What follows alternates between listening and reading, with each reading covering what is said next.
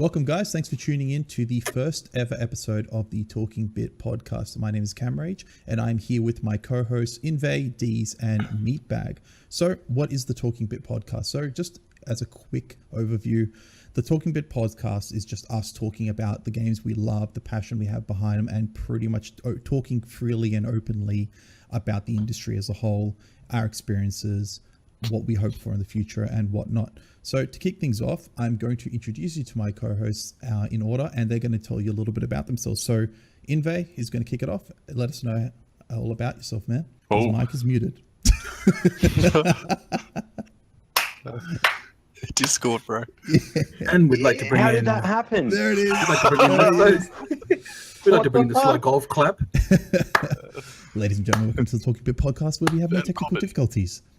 Go ahead, Inveigh. So you guys can hear me all right? No more technical difficulties. We can get this underway. No more fuck-ups. Yeah. I'm still trying to fix Marty's face, but that's all right. Don't worry. That's a difficulty, mate. That's not getting fixed. So I'm Nathan Briffer. Don't know my way around Discord that well yet. Regular dude, work a job, work a lot, love CRPGs, CSGO, esports, and I'm here to talk proper shit about games with these guys because I'm sick of looking into news feeds and people are trying to sell me games because that's shit. So here we are. Cool. So that's Inveigh or Nate, whatever you want to call him. And we're going to move on to the Kicksmaster down here, Mr. Deez. So Deez, tell us a bit about yourself. Yeah, so my name is Manesh, aka Deez. I've been a gamer for a long time, and pretty much just I enjoy games. I love full, complete games, as most of us do here. And heavily into shooters, love them the most, and getting into RPGs, and I suck complete donkey's dick at real-time strategy. So I stay the hell away from that. But outside of that, yeah, that's just pretty much what I'm into, and nice and quick and simple, like Marty's face. But Medical difficulties. Yeah, someone's got facial difficulties, but nah, look, that's pretty much it. That's nice and simple. Geometry, No worries, man. And we're moving on to, you guys already know who he is from the YouTube videos. It's Meatbagg. Oh, God. Yes. Good morning, good afternoon, and good night, humble viewers and listeners who's willing to listen to our absolute talking bit. Basically, my name is Marty, or Meatbagg, as a few of you might already know. Goddamn Zilbrad's video, the Human Reaper. Reaper. Basically, I'm a competitive gamer. I like to play FPSs. I also like a lot of action RTS games such as Dota or MOBAs, as you might know them better. Basically, anything that has a competitive edge to it, a rank, I'm keen to give it a bash. Normally, I play things pretty hardcore for about 6 to 12 months before I give it a drop. So you wouldn't really see terms like a filthy casual coming under my title. But basically, I'm here to give you guys the no bullshit spiels on the competitive aspect of games. So anything to do with ranks, Dota, Overwatch is the main things at the moment. And speaking of competitive statistics, just give us a statistic on how many hours you put into Dota at this given time. According to Steam, it would be 11,250 hours of online play. So that's a little bit of time spent in Dota. I'm sitting at about 4.9k at the moment. Some people might go, oh my God, 11,000 hours and you've only got 4.9k. God damn noob. But I'm pretty proud of that stat. But recently you've actually started playing Overwatch, which we've all been playing, but nowhere near as much as Marty's been playing. So we're going to kick off and start talking about Overwatch. Tilt watch. Let Meatbagg kick that off, man. So how are you finding it? Tilt watch. Well, I was actually finding it a lot better since hitting Diamond. Still get your few little squibbly people like Zilbrad who like to take the piss out of you while you play your game. For the sake of video editing at 1 in the morning. But other than that, you guys like some salt while we're just talking about this? You got salt? No, good. Okay. Yeah, I think we might need a salt canner when it comes to talking about Tilt Watch. Yeah. But basically, the general updates for it is, as you guys might know, there's been a Halloween patch, Dr. Jenna Jameson Junkenstein, which gives you 3 modes. hard. Hard is actually quite difficult. There's a few cool achievements and sprays that you get from it if you manage to complete them as a group. Further on to that, if you guys haven't noticed or you have used something like Dota Buff or Master Dota, that basically tallies up your stats in a tangible way that you can see them through the internet. I would recommend checking out your overbuff.com or your Master Overwatch if you plug that into Google, if you're interested to seeing how your stats pertain to your rank and how you can improve and what singular aspects of your game that you want to single out. Wow, I didn't realize there was a tool like that. That's awesome. They're pretty useful, but they're mostly only for the high competitive, high rank games. So I think CS has a CS buff or a Master CS kind of thing. Yeah, so you have HLTV ratings, you have ESCA ratings if you play ESCA or CEVO. You have stuff like that. They actually don't have a public listed like this, like a Dota Buff, Master Overwatch. What's the League one? I'm not even going to say it. I should remember it. I don't. But CS doesn't have one like that.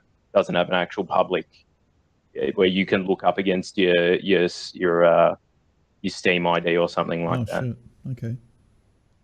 Oh, Okay, fair enough. That's back to normal. No, but even from the non-competitive side of Overwatch, it's been a blast. Like I found it very easily accessible when I played it and quite quickly able to pick up the gameplay. I found it a benefit, and Marty can probably attest to this, is that if you have the ability to already play in a team-based game and have the experience being on a team-reliant type of objective-based games, if you bring that mentality into Overwatch, you seem to be a lot more successful than just coming from a lone wolf Twitch shooter or whatnot. Which Absolutely. is really good. Yeah. But I mean, Manesh, we've talking about it just before we move to Manesh there, talking about it with Marty. I mean, coming from a CS background, that's probably the thing I struggle with most in the game, to be honest. And I've played a lot of MOBAs, but it, in terms of translating between FPSs, that is definitely the thing I struggle with most in Overwatch. Yeah, so basically with Overwatch, there is a higher reduced capacity for individual play to shine through in the game, because it's a game that revolves very, very heavily around synergy between different heroes. I mean, basically the only people I've seen 1v6 in the game have been McCrees that have been hacking. And I don't say that because I'm salty and I think they were hacking. These guys were legitimately hacking. It's not that common though. Would you say it's not that common to actually come across hackers in a ranked queue compared to, I know from CS, I'm not sure how many you get in COD or something like that, Manesh, on a console, but it's definitely less than CS. Oh yeah, we wouldn't get it. We would not get it that much in console. It used to happen a lot with the 360s, but with the ones, it's not that much, not prevalent. Not on Call of Duty, more probably on Destiny. I do realize that there are some on there, but not really that much on console. Console is pretty good like that. You can't really alter that much coding and stuff in there or put hacks in there as easily as you can with the PC. It's not easy. Source, I guess. Yeah, and that's pretty much the only way I die in Overwatch, I believe, is that they're hackers. You've been playing Overwatch recently too, Deez, and you're coming from more like Call of Duty background and whatnot, so objective-based games, but maybe not so much relying on players choosing specific characters or classes with specific abilities. How did you find it coming into it? Yeah, you have to have teamwork. I hate losing, so I'll do what needs to be done objectively, but when you're one person and the rest are just, or maybe two people out of six, and the others are going for kills and trying to get their own kind of glory and stuff, it is tough. I don't play ranked because I'm not that good enough to jump in there yet. But in quick play, it's like you get every inbred under the sun that wants to play there, and they don't understand about teamwork. And best thing for me has been muting myself, so I'm not abusing him. But in the end, it is. Oh God, yeah. That doesn't happen. I don't know, mate. I've seen that video. Huh? I said, I don't know, Marty. I've seen that video, man. 600,000 people have seen that video. God damn it! You got to link. You got to link that. You got to link that below for sure, man. Yeah, for sure. But yeah, it's just, I think it is very team orientated, and a team can just collapse. A game can collapse just from team, like guys just not working together, and I think that's the biggest problem. I love just a good unit, constant communication and stuff like that. But I'm not playing ranked; I'm playing quick play. So a lot of people don't communicate. They're there just to do their own kind of thing. So that's been frustrating. But when I played with you guys, it's been mad. Yeah, the communication is so key. Like when we played Destiny a lot back in the day and even recently, and you can just see how much of a difference the communication makes, even though Destiny's got the ulti type of system similar to Overwatch, but you don't have the classes aren't as distinctive as they are in Overwatch, for example. But I mean, Manesh has been playing Rise of Iron, so tell us more about the competitive side in that, or the PvP and the shotguns. It is. That's what all the inbreds that come from Overwatch have come from, playing shotguns, using the shotguns and fusion rifles in Destiny. Look, it is. I personally think it's the easiest console shooter or easiest shooter to play. I think it doesn't. When it comes to competitive, I think it's literally there's bar none anything any person can play in that game and do well in it, because of you've got shotguns. You've got what a lot of people do is a run-in slide shotgun. It makes them invulnerable for about half a second while they're sliding, and then they shotgun you and you pretty much die. So when you say easy, do you mean easily accessible, or do you mean lower skill cap? Oh, the skill caps, there's not that you don't need to be like that guy we saw that's got no arms and legs. He could probably play it and still get kills. Like it's so easy. Sounds like my kind of game. That kind of interaction with the shotgun has existed since the game first came out, though, right? I played that when that first came out, and that has been a problem with the shotgun forever. Yeah, but back then there were guns that were a lot more powerful as well that could counter it. So, for example, like auto rifles were really strong back then. That got nerfed recently, but now the shotguns are just. Well, what they did was they nerfed the shotgun to reduce the range, but anytime you're pretty much within, say, mid auto rifle range, you're going to get killed. You just can't.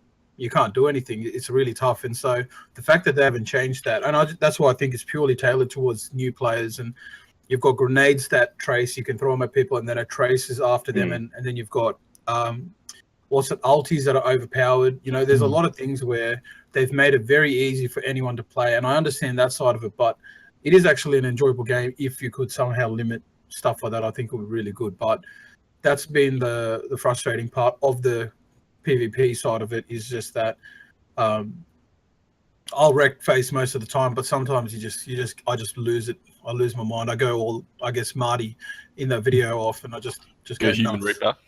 Oh man, I just go freaking ballistic. I can't do it. It's pissing me off now just thinking about it. So it's annoying me so much. And then, I'm a real calm guy, so I make sure when I yell at them, I'll send them a nice voice message afterwards, each and every single one of them after every game. And then I'll wait for them to come back, and then I'll just abuse them. So that's pretty much what I do. I am the ultimate tilt guy when it gets pissed off. I don't say anything to my team. Most of my team, actually my friends that I've played with, they go, oh, wow, Deez has gone off to go and abuse someone because he's mute smarted. He's mute smarted. Jeez. His mic's muted. Back on the 360, you'd have to switch between party chat and game chat. And Manesh would be like, hold on a sec, I'm just going to game chat. I'm like, yep, here we go. You see. Yeah. And all you see is the mic just flash. Because I would just go nuts, man. Because I'm in party chat, so I can't hear it, but I just see his mic like going off constantly. Another guy's mic would go off in the corner, then he's just again going off, just constantly. I look at his character in game; it's just standing there. Look what the fuck he's doing. He's just going off. Constructive criticism, man. That's all he's doing. It's just building the abuse. These poor kids. I mean, I reckon I've ruined someone's household with some of the abuse I've done playing. That, like, seriously, just calling them adopted, or just saying that the parents have bought them an Xbox so they could just leave them alone because they're annoying kids. Or so, oh man, I've been so wrong with some of the stuff I've said, and I'm sure as hell it won't be the last time I won't. So I'll say it probably tonight when I play. I don't know, it'll probably happen, but back to what we were talking about. Overwatch, I think I don't get that upset. I think that not yet. You don't understand what to get upset at yet. Once you get actually, that's very true. When I die, I just go, well, I don't know who to blame. I don't know who to blame. I don't understand what. Who was it? Let me find it so I can track him down. And Marty's over there going, "Fuck the fucking red heart pushed in." Fuck, nothing worse than a 1v6 judge. Come on, Ryan. I remember a couple of days ago I was listening and he's like, "You had a game-changing ulti and you used it by yourself, you idiot." There you go. He probably knows the moment too. He probably remembers And exactly. you just still watch through and through. Yeah. That is still watch just for days right So, there. what about the PvE side of Destiny Rise of Iron? I mean, I played through the story with you, but you've played more of it beyond that, haven't you? Yeah, that's good. They've done. That's one thing that they've Have really they rehashed done well. content? Not as much. Now, Taken King and House of Wolves, pretty much, they go, "Oh, look, what we'll do is we'll give you the stage, but we'll run it backwards." So now you're running the stage the opposite way, but and most people are too retarded to kind of figure it out, and they're just there going, "Oh, this is mad." And I'm just like, all they've done is switch Mirrored the it. start point and the end point. They used And to do you're that like- shit in like Gran Turismo 3 and shit. You used to have the mirrored maps and all, and be like, Oh. "Oh, new level." It's like it's just the mirrored map. Yeah, and I'm Lazy just sitting there, and I'm like talking with friends, and they're all Destiny fanboys, so they're like telling me how good it is. I go, "Look, man, this is reused content." But with Rise of Iron, it seems that there's new stuff. There's a whole new patrol area on Earth, but I'd like them to bring in some of the planets like Saturn or some of the from Jupiter's moons and stuff, because I heard Titan might be coming. Oh, So wow. yeah, so I'm kind of hoping that they do go there. But PvE wise is clearly where they are miles ahead. I think they've done a good job with that, and especially from the previous ones and the new ones. And then, but PvP is just absolute, just a bitch fest of inbreds and. I can't say the word enough. I just hate those bastards. I hate them so much. I'm so angry right now. But yeah. Look. So tell us a little bit about Titanfall 2. I know you just dropped a video about it on your channel, which will be good to check out. But just maybe give us a quick rundown before they check out the video. No, look, Titanfall. I think they've done a great job of coming from Titanfall 1. One thing that they've done is the movement for pilots are really good. You can just so easily just go up walls, and it's done so well that it feels so smooth. And wait, have you guys played Titanfall 1? Marty and Nate? Yes, yep. Yeah, Okay, cool, yeah. So you'd understand. That feels like. what Does anyone Nate's know when the saying. first game came out? Like that feels like a years long ago. time ago to me. Yeah, that feels like 13 years ago. 2009? Was No, that a launch 2013. title with the one? It might have been, wasn't it? Yeah, it might have been actually. Yeah, you could be right there. It might It have was been. 2014, yeah, March 11th. Yeah. 2014, Okay. oh, So just what? it was about 6 2 months years after ago? the launch. Yeah. But so pretty much for any of you guys that are new to it, it's pretty much you start off as a pilot, and throughout the game you progress a bar, which then lets you drop a Titan, which is pretty much like I don't know what do you call it? Mech warrior? Just a mech warrior. Yeah, Yeah. back more in- Yeah, more or I less. was going to say war mech. I don't know what the hell that was, but pretty much It's a game, yeah. isn't And it? then you can either you got points and kills, or you can do domination and stuff like that. And it was pretty good. But pretty much, if you were running around as a pilot without your mech or your Titan, and you saw a Titan, you just pretty much turned and ran. In this game, they've made it a bit more viable that you can take down the Titans, which is good. The hit detection in this game is unreal. I'm just having a look here. The game modes are mad. They've got some really good game modes. They've got hard point, which is like domination, and what happens is when you cap it once, you cap it again, and that gives you double the points. But if you're not on it, that bar will drop. So it kind of forces people to kind of sit and defend. Whereas I'll be calling my Titan right on top of it. Hey, they're all on the point. I know. Yeah, there are some times when you go around a corner and there's 3 of them, and you're just like, well, I've lost that point. Time to move to the next. Well, I'm going But, that Yeah, time to move on. Yeah, but even this game, look, the only frustrating thing again is I do want to win, so I try to play the objective side, but you just have idiots. Like it's three spots, A, B, C. We'll get A and B, and then they'll push into C, which just spawns them back at A. And it's just a cycle of retards just running in, and we're just going, I'm like, what are you guys doing? Stay in one spot.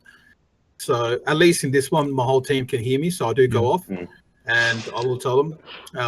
And they've been listening, but the one best thing, no season pass at all. You don't have to pay for any content. holy any shit. of the The content's content that free. comes out. That's rare these days. Yeah, so that was a big thing they said. They were definitely I think taking that's that off. I really hope that gets a good coverage and really good accolades, because hopefully games in the future can use that as a way to get good recognition and start following that trend. So I'm glad that Titanfall's done that. It's an EA published game as well. Well, That's the considering thing, like, Battlefield just that's- dropped, and then they dropped Titanfall, and it's like, well, That's one rare, man. season pass and one doesn't. The fuck? Yeah, and like the thing is, it's now on 3 consoles. So it's not. Sorry, it's on 3. It's on 3 platforms: Xbox, PS4, and PC. So the exclusivity has gone from the Xbox, which I think is good because the PlayStation has been the highest selling console for a while. So that'll bring in a lot more people for them. But yeah, I think it's good. I think they've done a good job. The only few things, map design for me is not as impressive as previous of Titanfall 1. And but then again, that could just be not understanding all the ways around the map, all the cut-off points and stuff like that. And then Titan v Titan battles, man, you could straight up be like me versus Mike Tyson in a fight. It is so pointless sometimes. You run in and I'm like, I've got full health. He's got half health. Next thing you know, I'm getting blown up and I'm like, what the hell just happened? There's like 6 Titans now, so do they kind of like scissor paper rock each other? Kind of. Some do. Like there's one, man, I started with and I was just getting bitch slapped from everyone. There's like one that actually flies up like 3 levels and it just hovers in the air and just rains hell on people. You know, that sounds cool. I like the sound of that. Justice from above. Oh man, I was thinking the same thing. I was just thinking I'd just add like a sound as soon as it went up there. It looks cool because it's a mech flying up, and you just see the jetpacks behind it as it just flies up. And I was running, and I'm looking at this building, and I just see it pop up behind the building, and I was like, yeah, and I just turned and went the other way. I was like, stuff this, I'm not getting involved. See you, mate. Nate, what's been going on with CSGO? You been playing that lately, or CSGO, man? ESL Brazil, which if you follow that kind of stuff on Twitter, sounds to have been a nightmare. There was actually one game, professional game, mind you, in the quarterfinals, legitimately played inside the toilets at the venue. ESL haven't had the best time breaking into Brazil there in terms of competition. It's been really good. Really good showings from Dignitas again, following up Cloud9, strong showings. We got to see FaZe with Carrigan now, which was really, really cool. Outside of ESL, we just had Epicenter, which has pushed Virtus Pro into #1 spot in the world. Which is awesome. Awesome to see such an old squad back at that point again. We've got 2 teams from Australia competing in the PGL Asia Minor, qualifying for the major next year. So Renegades and Atletico. Atletico unfortunately knocked out there, but still a good effort from them, especially against some of the Asian teams. They've got a lot of steam in them. Outside of that, man, in-game developments, we've got Inferno. So the map Inferno, which was taken off of active duty to be redesigned, has just come back in. Been completely revamped. I remember that map from friggin' 1.6, man. DE Inferno. Yeah, DE Inferno, man. So that's just been, it was reworked, I think, would be about 3 or 4 weeks ago now. And then last week, another rework for it again out. So CS is booming. Just what do you mean by rework? Did they redo the map's layout, or they just made it look better? What does he mean by rework? Both. So it's an actual, what they do is I believe they follow a pretty similar design philosophy with Dota, correct me if I'm wrong, but what they do is where other esports kind of create a whole new version of the game or do these really big revamps once every few years, in CS and I believe Dota, they actively have more frequent major patches that make changes to the game. Now, because CS is an esport, the most important part of what it is played on are the maps. So what they do is as they bring out new versions of the game and time goes on, they update the maps to take advantage of Source Engine, change the competitive meta on the map, visually update it as well. So it really is like a complete rework of the map in every sense of the word. It's a rework. So is that to inspire meta shifts? Is that what you're saying?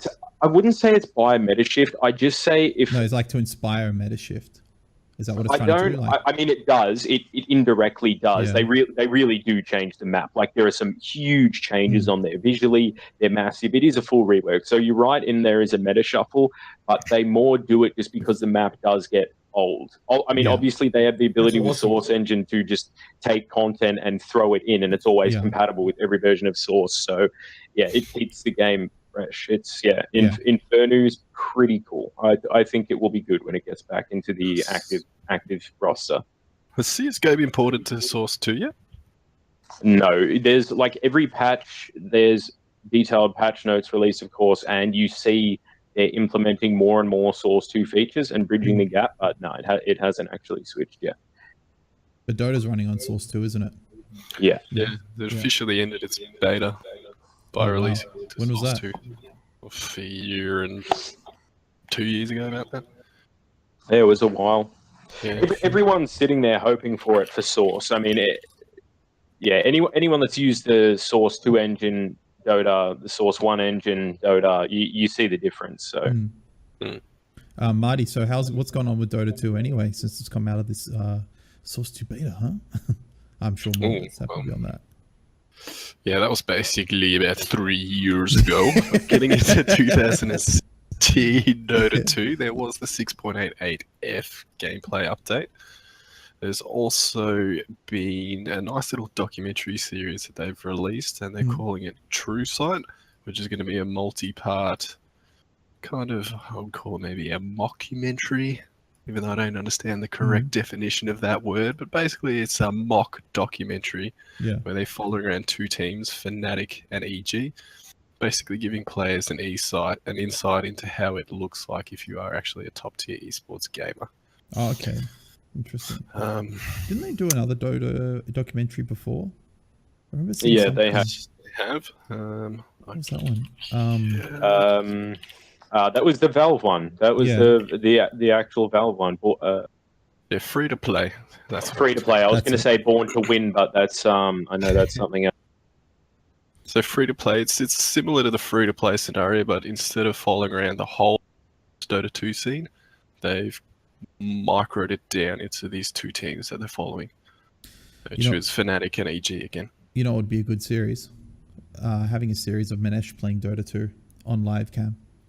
Are you freaking? Oh, hell no. That's the next one coming. That would be great. Oh my gosh. I was remembering, what was it, that time when Cam, I was trying to play it, Cam's like, watch the tutorial. So I sat there for freaking 4 hours, right, watching these tutorials, and I'm like, you know what? I think I got it. That's it. Ready to roll. So I went in there and I got straight up Rihanna violated from Chris Brown, man. It was so bad. Just I was punched like, in the face.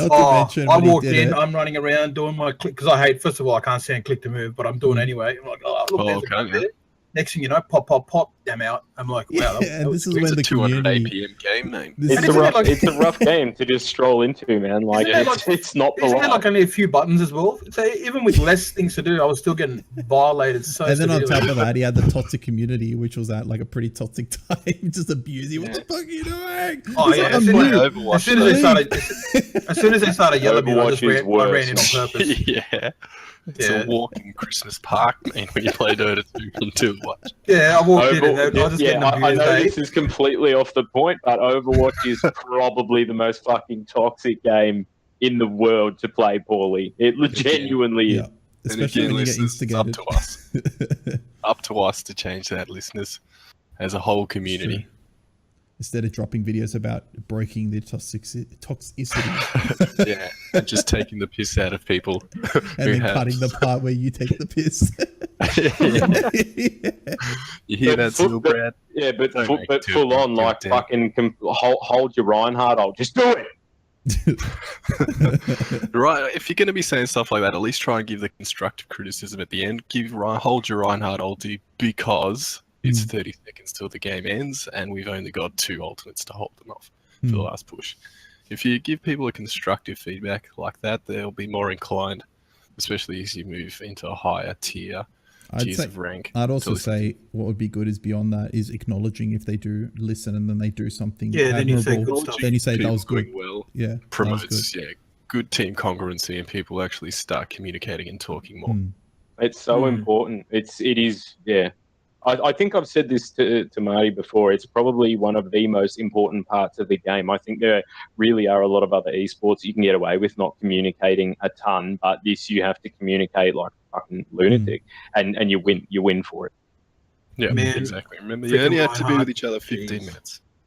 Yeah, freaking 15 Reinhardt minutes. drives me nuts. We played a team on quick play because that's the highest level there is on Overwatch, and I ran into a team of 6 Reinhardt, sorry, and they were playing defense.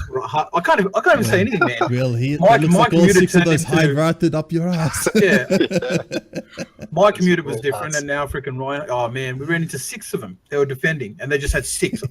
I just come in there and said, "Yeah, Luckily, exit you can't game, do peace that. out." That's Lucky you fine. can't do that in ranked. You can't Can't select do that anymore. characters. There is a great video out there of how to counter 6 Reinhardts. If you want Yeah. to chuckle, just chuck Yeah. that into YouTube. It's basically one Reinhardt counters 6. One, Wow. one. Yeah, Jeez. nice.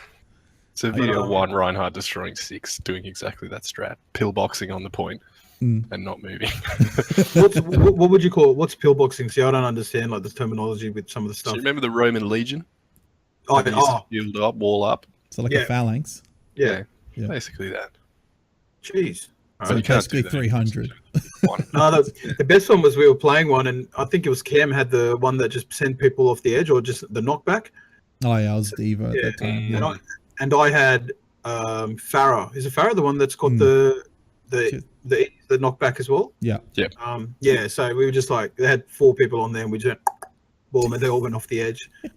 So if only I could do a slash dance because I would have done it straight up. Yeah, that was good. Knockback is probably the most underrated mechanic in Mhm. Overwatch, especially. The boop from Lucio, if it's well timed, is disgusting. Oh, I've watched some of these guys. That some of the stuff they do. They must be obviously playing ranked, but some of the stuff like the way I've seen Farah's use the throwback to get across the map quicker. Mm. All Yeah. this High Well, skill standard. cap game. It is very Yeah. high skill cap. Yeah, But that's which is good. I like that. It's got good accessibility, but on top of it, you've got so much depth beyond that you can use things in such creative ways, and that's what makes a game good. Is having easy accessibility, simple layout, but then a lot of depth below that is a great Well, I mean formula.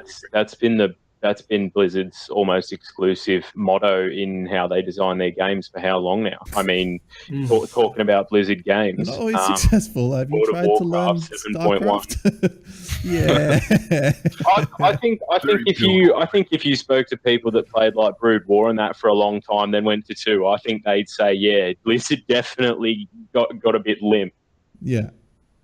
Yeah, man. Oh, freaking hell. I wouldn't even try with StarCraft. But moving on for the stuff we've been playing. So there's been some titles. I mean, a lot of the titles we've been looking forward to have already come out and we've spoken about them. But there are some coming out that I'm looking forward to. Actually, I'm really looking forward to Final Fantasy 15 personally, because I'm just looking for that break from the multiplayer scene, from the online scene, and just having that single player immersive experience that is purely catered for that and that only. So that's a title I'm looking forward to 100%. Beyond that, off the top of my head, I can't really think of anything personally that I'm really gunning for. But I mean, Manesh, are you looking forward to COD? Because see, I'm iffy about that. I haven't looked into it. And it's Infinity Ward. So again, that just brings it lower for me. So what is your take on that so far? I am super excited for Infinite Warfare, which is weird because I wasn't at the start, wasn't really fussed about it, but I've watched a lot of videos, I've watched a lot of gameplay about it. It looks unreal. Listening to a lot of the pros and a lot of the YouTubers, they're all saying that the hit detection is the best across any games, any of the Call of Duties that they've ever played before. And watching the videos, it looks insane. It looks really, really good. Have you seen much about the remastered though? I'm actually interested in that too. Like I haven't heard shit about that. Graphically it looks good. It still plays the same as the old one. Oh, that's good. So it is good, but I actually think people will probably end up playing Infinite Warfare more, which is surprising because I thought Modern Warfare would be the draw card. But the way this game's looking and the way they're listening to people, and I think Infinity Ward have realized that they failed on, Ghost. I mean, the pros love Ghost more than the other two because of jetpacks, boots on ground. But the new one looks good. The boost isn't as much as on, obviously nothing like Advanced Warfare, as you call it, the pogo stick. But and same with Black Ops 3, it's a lot less than those two, and the movement's still quick, but it can't influence a kill like it did before.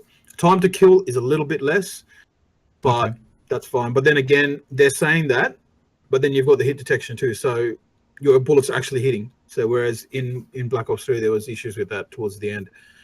I would love for them to take up the the mantle like what CS:GO does, which is after a map, after like 6 months, maybe change it up a bit, add little things. So I think that's a really cool idea. I didn't know that they did that. I think that's really good. But then again, the game's been out for so long, so it's good to kind of keep it fresh and relevant. So yeah, that's been really the main kind of thing for me. I'm so pumped for that game. I can't wait. And it's probably the one that I think it's also the one I perform the best at, which helps as well. So it's because I have been frustrated playing shooters coming from the way I used to play 2 years off now, and I'm struggling with certain things. So it'll be good to get into a game where I can just go back to just bitch slapping people. and it's always a good feeling. That's why Marty goes back to Dota when he has a good tilt watch match. BF1 is now my break. Yeah. What about you, Nate? Anything you're looking forward to that's coming out, or is it all out already? Oh God, man, there's so much. It's funny. I feel like I say this every year. I go through the whole year looking forward to so much, and then still end up playing the same things. Does that happen to all you guys? Mm-hmm. Yeah, man. That's like Witcher. I bought all these games, and I'm back to Witcher. I'm back to Halo 5 again. Yeah. But like, yeah, man. I've been playing Halo. I played Halo. I played Master Chief Collection, so that was all right. But you really I miss sprinting. Funny enough, after that, because it's just like you're like moonwalking everywhere. So, but yes, it was definitely just like what Nate said. I get these titles, I'm like mad bad, and then before you know it, I'm playing Tomb Raider, I'm playing bloody freaking Witcher. It happens so often. To actually answer the question though, Dishonored 2 is probably my number one at the moment. When's that drop? You guys played Dishonored 1? Yeah, real good. About Dishonored 2. Yeah, the first Dishonored kind of blew me away. I wasn't expecting anything huge from it, but it really blew me away. So Dishonored 2 is definitely high on the list.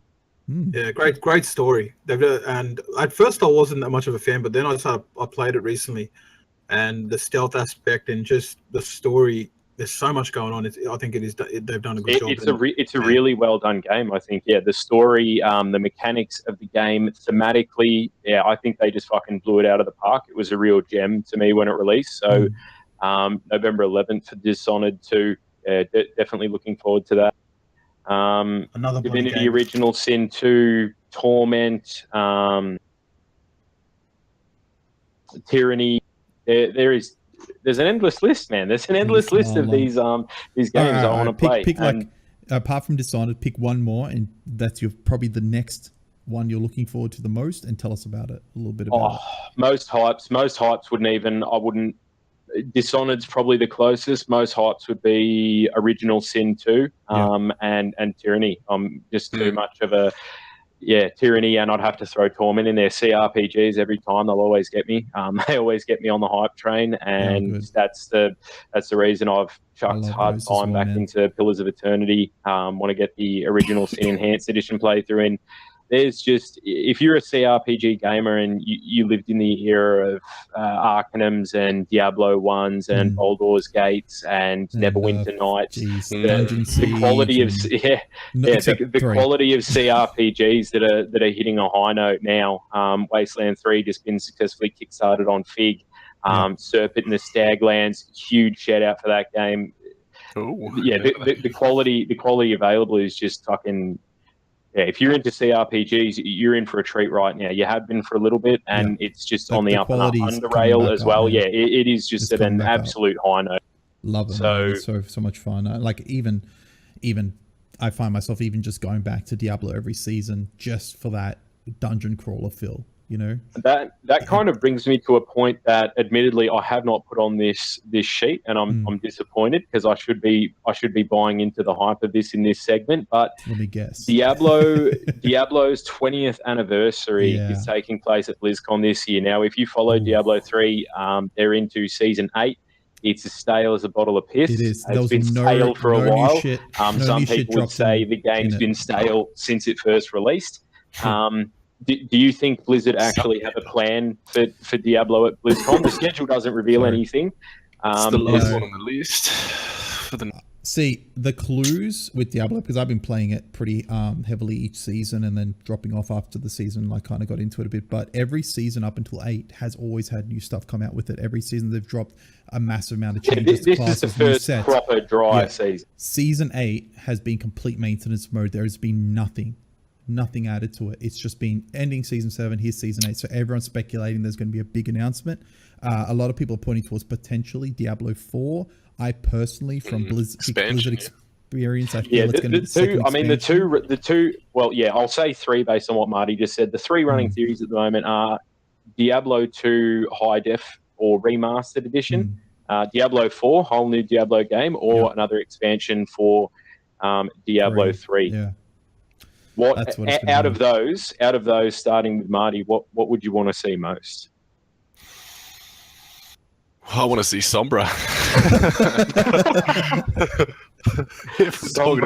Let me get you the screenshot that was leaked. But probably do with another expansion for Diablo 3. Oh yeah, because you've played the second expansion, huh? Cam, I what probably would prefer an expansion for Diablo 3 because I actually am a fan of the current formula. Two in the X-Pack basket. I didn't expect that answer at all. The reason is Diablo 2 has its own formula and Diablo 3 has its own formula, and I look at them more as separate games and really considering them sequels and shit. So I think you have to, especially if you consider the Blizzard North thing. Exactly, and Diablo 3, I do like the formula, the flexibility. There's a lot of way to make the games fresh, and the season changes, and lately what they've been doing with it up until season 8 was kind of refreshing. Like I would actually jump on and invest at least 20 hours in a season, then jump off, and it didn't cost me a cent. Like I'd purchased the game and I'm still getting playability out of it like 4 years later. So in saying that, and of course purchasing the expansion, but which was well worth it. So I would like to see them arguably save the game. So I can see, especially if Reaper of Souls, if you're one of the people that really did benefit from what that brought to the game, and there's a lot, I'd say the majority benefited from that and what it made of the game. But I honestly didn't, with the general opinion of the internet, I didn't expect two votes for another Diablo 3 expansion. I personally want it to be D2 HD. That would just be a dream come true. Yeah. Aside from that, I'd get D4. I hated D3. I really just can't wrap my fingers around it. I think the thing, like a Blizzard seems to lately tries to avoid, and same discussions kind of with the vanilla servers that everyone's pushing for. They seem to be avoiding the whole idea of going back because they feel like it might be an indirect nod that what they've brought the game to as opposed to what it was is not in the correct direction, and what they're trying to do is constantly move forward. So I think if anything, it would be Diablo 4, but heavily inspired by Diablo 2's playstyle as opposed to Diablo 3. And I should probably retract what I just said, because I just said I hated D3, and I can't say that just for how many hours I've put in there and the fact that it is Diablo. Diablo is my number one franchise, really. Yeah. If I had to say one franchise it's Diablo. 3 just I don't even know. It was just different. It's not even that. I feel like it was so close, but what it wasn't was such a large part of what made Diablo what it was in 1 and 2 that that's where the split comes for me between there's Diablo 1, Diablo 2, then there's Diablo 3. That I feel like whatever it was that they missed, they changed. I know they made some big choices in regards to removing the whole Christianity thing and all the religious references. I don't know what it was, but it just I'd like to see Blizzard now take another crack, especially after the games they've released. Have you tried Grim Dawn or Titan's Quest? Yes, Grim Dawn's wicked. Path of Exile as well. Exactly. So see, the difference between those and Diablo 3 is Diablo 3's flexibility is so much higher. So you can get to end game and you can still change your character around so easily. But in Diablo 2, if you fucked up your talent line, what did you have to do? Start again, right? Most of the time, or invest a ridiculous amount of time into reconfiguring your character, whereas in Diablo 3 you don't have that. And I think that's a lot of that was kind of what the players were kind of expecting in Diablo 3, but then they're kind of like, huh, I could just switch shit around. Like, what the hell is this? But I'm restricted now. I only have 6 abilities, and it's kind of more like a Guild Wars system, 8 slots, put only, you have a whole library of stuff to choose from, but you only have this many slots to fill. 6 in Diablo, of course. But, and I think that whole, here's your slots, here's your library, just choose these things. It was such a change from the current formula. That's what really ticked everyone off a lot. And I think that's what, if there was a new game created in the Diablo. And remember, there was back recently, they were hiring and trying to bring people on for a new product in the Diablo universe. That's what it was specified as. So and that's where these rumors drum up from, the hiring they've been doing, the 20th anniversary. I think Diablo is due for a big announcement, to be honest. I think it is. We've just gone through the whole Legacy of the Void thing with StarCraft, so that's had its moment. Hearthstone's always having its time in the limelight. Legion's just dropped for World of Warcraft. Overwatch has just come out, of course, and it's all the rage. So Diablo definitely deserves some attention, so I'm looking forward to what they have for that coming up, and I think it's right time for them to announce something big for that. But wrapping the ceremony up with it. Diablo 3 is one of the last things for BlizzCon schedule. Yeah, so normally it's the last thing for what's new. Anyway. I guess the one thing we could say that points towards potentially a new title announcement is, in the past with BlizzCon, whenever they did announce a expansion, so for example with Legion or with Diablo, they'd always have panels beyond the announcement, and they'd go over certain aspects of the game, but they don't have that this time, right? So it could just be purely an announcement of the new game, but no information beyond the announcement, and maybe like a teaser trailer or some shit like that. They have used that format again, because they regularly use their events in is it WCGI, the event in France where Diablo 3 was first actually announced. They do use that format now and leverage them more off each other. So So potentially we could just get a big announcement at the end and then move on from there. But if it was an expansion, I'd expect there'd probably be more panels that would go through the intricacies of the expansion, which is what we usually saw in the past. Like when Deez and I watched the Legion announcement, and god damn it, we turned around on that so quickly down the track. But we watched that and we were just like, what is this rubbish? And then here we are saying it's probably the best expansion that's come out since Burning Crusade. When we watched that, it was the same thing. They announced it, and then they went into a panel about certain aspects, and then later on there was another panel about PvP and whatnot. So I don't see that this time. So I feel that maybe it's a big announcement, like a new title in the Diablo universe. So BlizzCon, when it was held in Paris in 2008, I think it was called the Blizzard Worldwide Invitational then. That's it. Michael Morhaime dropped Diablo 3. Yeah, the WWII. That's right. Yeah, I knew they had an event in France where it was it Paris? Yeah, Paris. Yeah, Paris, where it was announced. So yeah, you're right. It could be just announce it at the end of BlizzCon, and I don't know. It's just something I think about. I think Blizzard have a schedule and an agenda in how they announce and have content queued for games, and I feel like this fits pretty well. I feel like it could be time. Speaking of Blizzard products, let's go on to the new patch that's just dropped only last week in WoW, which I've been hitting up Karazhan again. Yeah, man. I haven't had a chance to unfortunately play it yet, but let's just talk about this quickly, and then we can move on to Battlefield, which we've all been sinking our teeth into. So I'm looking forward to that discussion. But patch 7.1's just dropped for you guys, for Blizzard, for World of Warcraft, and really happy to say that at least they're dropping content a lot quicker like they promised. This patch's major features is the Karazhan Mega Dungeon, which is the 5-man Mega Dungeon, 9 bosses, takes on an average about 2 to 3 hours to complete, and also the new raid, which is a 3-boss raid called the Trial of Valor, and this raid fits in between the Emerald Nightmare and the Nighthold, which comes out in January. The Trial of Valor hasn't opened yet. That will open in another week, about a week and a half from now. And I haven't had the chance to step into Karazhan, but from what I've heard and from what the community, the general consensus is, it's amazing. Blizzard has done apparently an amazing job. Beautiful homage to Karazhan.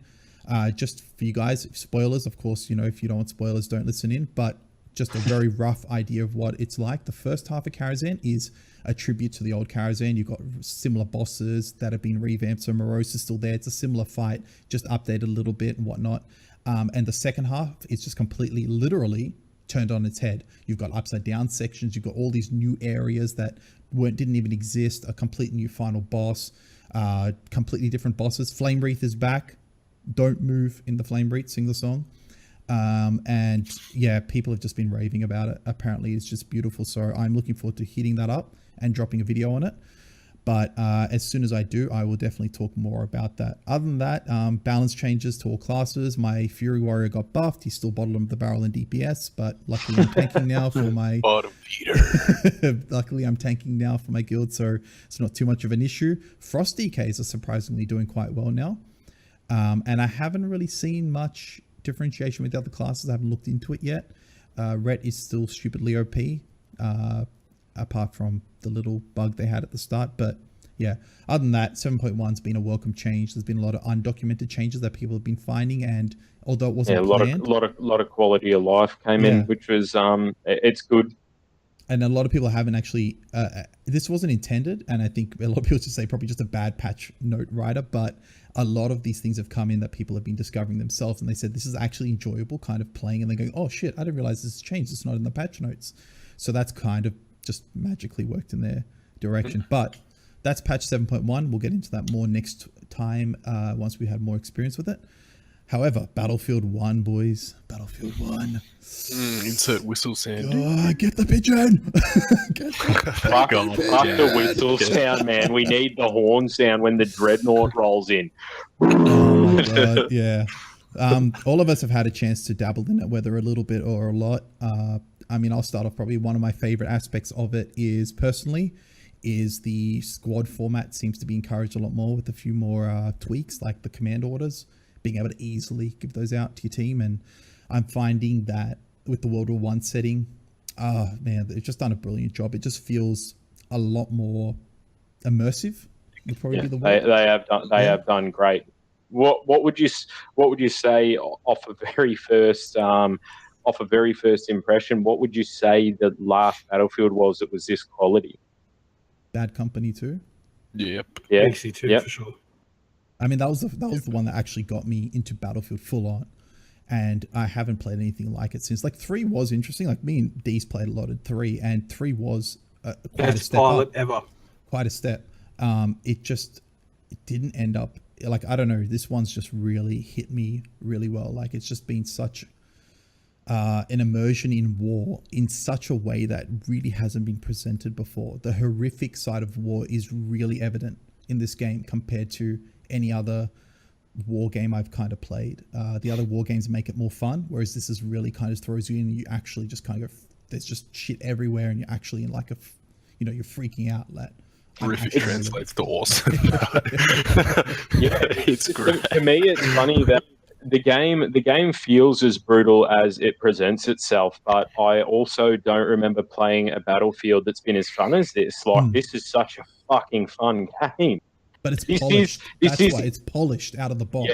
Yeah, this is almost exactly what I wanted Battlefront to be, Star Wars Battlefront. Like it genuinely now playing Battlefield 1 feels like Battlefront was the beta for this and for the new Frostbite engine, their new UI, their new server browsing process.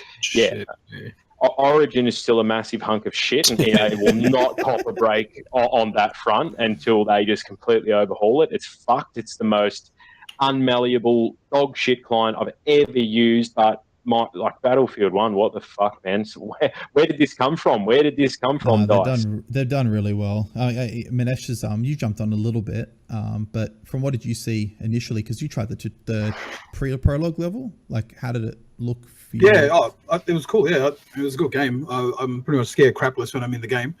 Just stuff exploding and everything. It's so well done.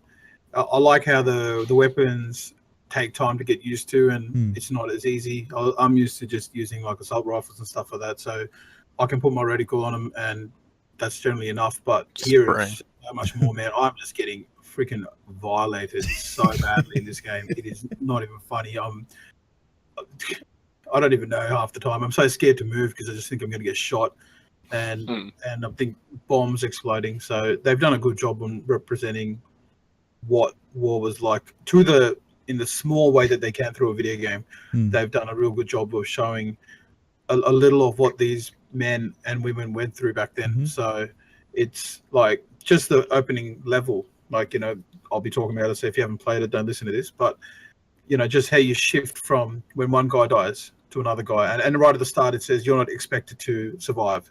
I'm like, what the hell, man? And then you die, and then you go to someone else. It's a pretty brutal intro, isn't it? You are literally just plowing through soldiers, like you're just plowing soldiers into this content. And then it brings up their names, right? It brings up soldiers' names, and it just forces you to remember that this actually was a person, and you've just drilled through, getting through this beachfront. You've just gone through 40 different soldiers. Like it's a quality of game I didn't expect from DICE. I'll be honest, I didn't expect it. It's been a long time since I played a game from DICE that really sucked me in. It was basically Bad Company 2. Was it the morphine that I stuck you full of on my medic? The morphine's real good in Battlefield 1, guys.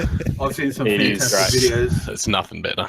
I've seen some mad videos. I told you, Cam, the one like Crimsticks, who's a pro COD player, and he's like borderline pro at CS:GO as well. So he loves his PC stuff, and he comes in, heals 4 people, then starts arming the bomb or whatever it is to get the rush. I think it's AB. You're capturing A, yeah. Just cap the and the 4 idiots that he's res just look at him. And so then someone comes in and just wipes all 5 of them out, and then he just freaking tilts and just loses his mind. He's like, what the hell? I've just resed you all. What are you doing? And it's funny, man. You get some good teamwork. It's awesome. Like we've had guys that have had, like, I guess like an Overwatch thing, like a little of a pocket healer, some guy that just follows behind him. And it's so good if you've got one, though. Yeah, if you've got a cam to just follow you around and heal, how good is it? Spawn, drop a pack. Marty's down. Quick spawn with me, guys. I'm just on the ground. It's so End of the game, Cam's at the top of the scoreboard. What's his score? 2 for 20. What the hell? How's the top of the scoreboard? We used to have that in Battlefield. I think it was Battlefield 3 and 4 we played. And I still got the video, still to this day, where I've died and Cam's like, hey, I'm coming to save you. And instead of resing me, he throws a health pack. So he just slides right past me. And I'm like, are you going to res me, man? And then so he's there then trying to use the defib, but my body's across the other side because he's thrown the thing and moved on to a different body that he thought was mine. And I'm watching him and I'm like, to the left, over here. And he's like, and all I see is him just going like this.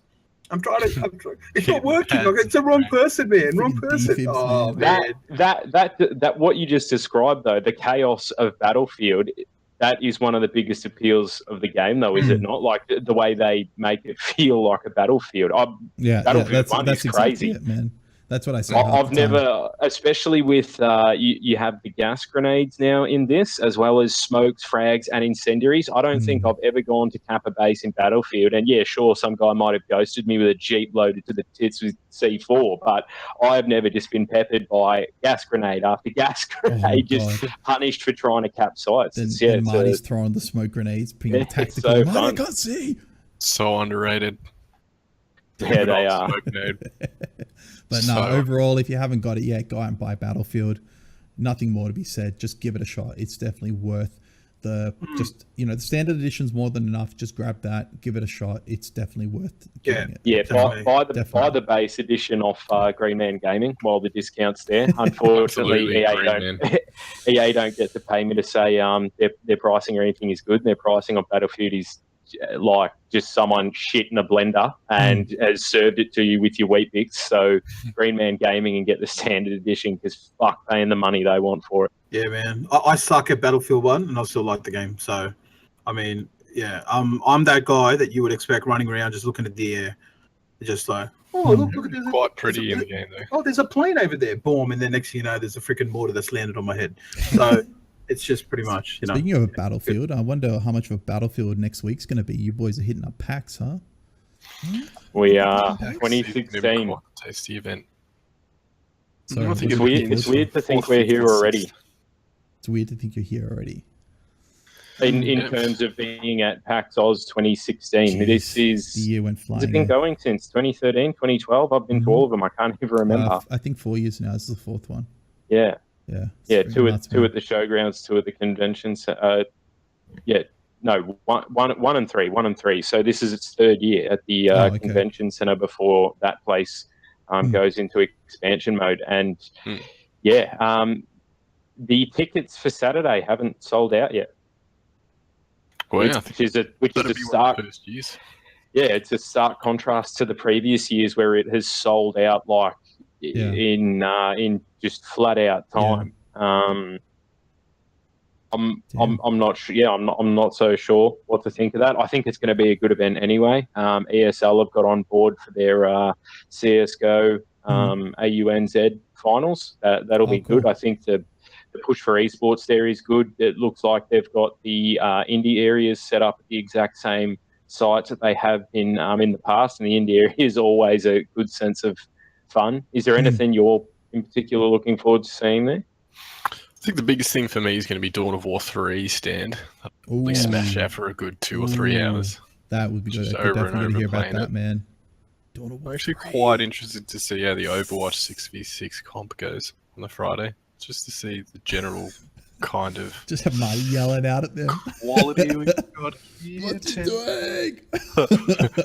Yeah, I won't be expecting a lot. Yeah, I'll be quite interested to just have a quick perusal at the screen while they're playing.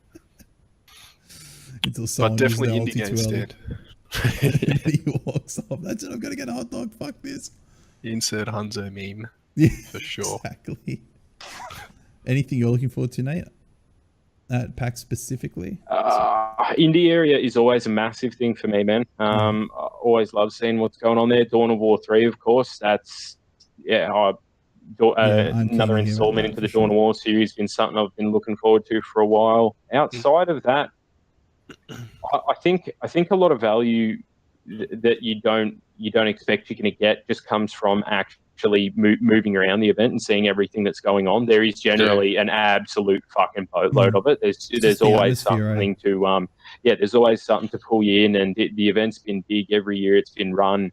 It's good to have it here and still see developers turning up, interesting panels being put on. I know Riot have got a few this time, continued pushes into esports. So, yeah, for me, it's definitely one of those things where you just kind of rock up and whatever takes your eye at the time, you go check out, and it's always fun. Just being immersed in the gaming culture and gaming world, and having it surround you for like 3 days. PAX merch as well. Ooh, that's always tasty. Maybe there's always an excuse to spend a disgusting amount of money at the place. They'll also be playing a big Gwent tournament as well. Those guys, the Witcher fans out there. I haven't actually dabbled into Gwent yet. Have any of you guys? Isn't that standalone now? I honestly didn't know that, and it's something I want to do now. Isn't it standalone? Love Gwent. Gwent? Isn't it standalone? Yeah, it's in beta now. It's in beta. It's standalone is in beta. Gwent, isn't it standalone now from Witcher 3? Like they've got like a standalone Gwent game? I think so. You say mobile? It's not released.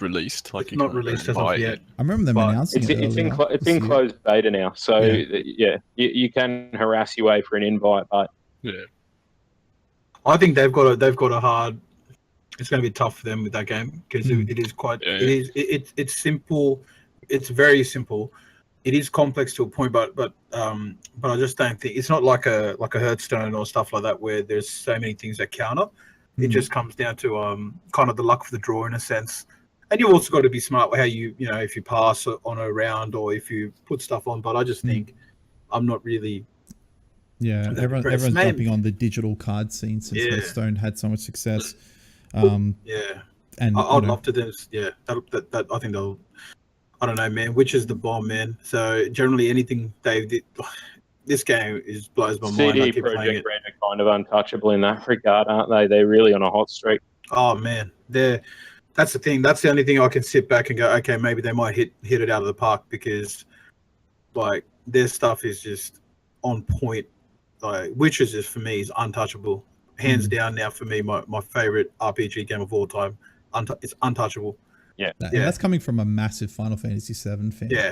Yeah, and it's just I've played it through twice, and not through twice. I played it till my eyes got bad, then I'm playing it again, and I'm absolutely loving it. FF7 still, I don't know. I mean, FF7's right there, but which is just I can play it multiple times. FF7, I think I've completed 100%, probably about 8 times. So I think I've played it a lot. Yeah, but F7's a nostalgia. It's a past thing, and now which is like FF7, what it was back then. This is like your FF7 the remake. now. Remake might be nuts. Yeah, the remake. The remake is where they have a very, very fine line of either stuffing it up completely or hitting it out of the park. They've got a very, very, very small gap to make a mistake here. So hopefully they do it. But yeah, I mean, I won't play it because I suck at it. So I'll let other people enjoy that. But Marty's been playing. You've been hitting up Civ 6. Yes. For those turn-based strategy fans out there, it's probably the best iteration of Civ that has come out. It's a culmination of 25 years of experience basically plonked into one version. Plonked. Now imagine Civ 5, all its DLCs and expansions, all expanded upon, all of the little bugs cleaned up through it, and then made into a completely new game. So that is Civ 6. You've got a remake of the religions, you've got a complete remake of city-states, you've now got districts within cities that you can expand upon. The game's been completely changed for those people who are looking for new, fresh kind of aspects to Civ to come back. Rather than changed? Yeah, probably evolved would be a more specific way to put it. Because, like, I mean, I'm a player who's outside the Civ series, but from what I've heard on the outside, Civ 4 was great and Civ 5 was a letdown. But you said that Civ 5 was a letdown at the start. Is that right? Until they basically stuffed up pretty bad with the initial base version of Civ 5. There was Diablo 3. basically a lot of there was a lot of incomplete stuff that didn't kind of feel polished to the way Firaxis made their previous games, especially to the quality of Civ 4. They've done a complete backflip on that when it came to Civ 6, and it's very, very polished. Everything that's new to bring back the old Civ gamers is very cool. So as I mentioned, changes to religions, city-states, and districts. They also kind of brought back stacking on multiple tiles, but in their own individual way. How you can make corps and armies now by basically infusing the two of the same unit together. So that's their new way of kind of putting multiple units on the same tile. But outside of that, it's extremely worth your time for those people who have played all of the Civ series.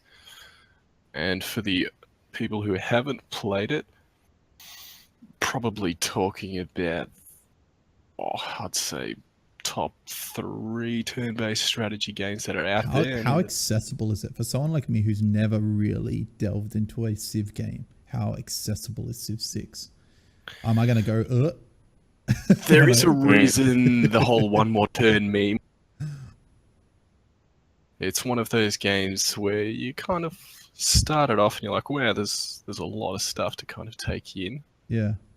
But kind of plug your way through each turn very slowly, taking your time. There's good tutorials and advices now that have really fleshed out the harder aspects of the game for the new players. And it just kind of sucks you in. I mean, you get really immersed into the whole world. You really want to build up your culture. You start founding your own religions, building your own wonders, meeting new civs. Fuck, just kind of expands his from own there. religion. It'd be That's how it is. the Church of the Meatbagg. At the moment, Catholicism is in London for my game. Yeah, of course it is. Nah, Marty's new religion will be called Silbrad. Yeah, I went there. One final question on Civ, and this is something that we should get into more when we're talking about titles that we like. Do you think it's worth the price point? Or would you say it should be more or less, you know? I mean, you'd rather say it's more, but we're not going to encourage them to charge more. I'll just say Green Man Gaming it for the moment, guys. GreenManGaming.com all the way if you're going to be buying the new series and the titles that we've been talking about. I mean, you got $60 for BF1, and I think it's about $60 or $70 for Civ 6 as well. Australian. So they're actually cheaper than G2A now, are they? Yep. Wow. Well, Cool. depending on Nice. it. Oh, G2A are depending on pretty titles, good as well. Yeah. Yeah. But depending on their promotional sales they've got going. Nice. Well, there it is, guys. There is the first episode of Talking Bit. Thank you so much for tuning in. And if you've listened to the end, I'm sorry if we've talked your ears off, and but you got to listen to the Meatbagg who was in that video. But anyway, thanks so much for joining me. And of course, I've been camRage. This is Inveigh, Deez and Meatbagg, and of course they will say bye to you themselves. So again, thanks for tuning in, guys, and we'll catch you next time on the airwaves. Next time on the airway.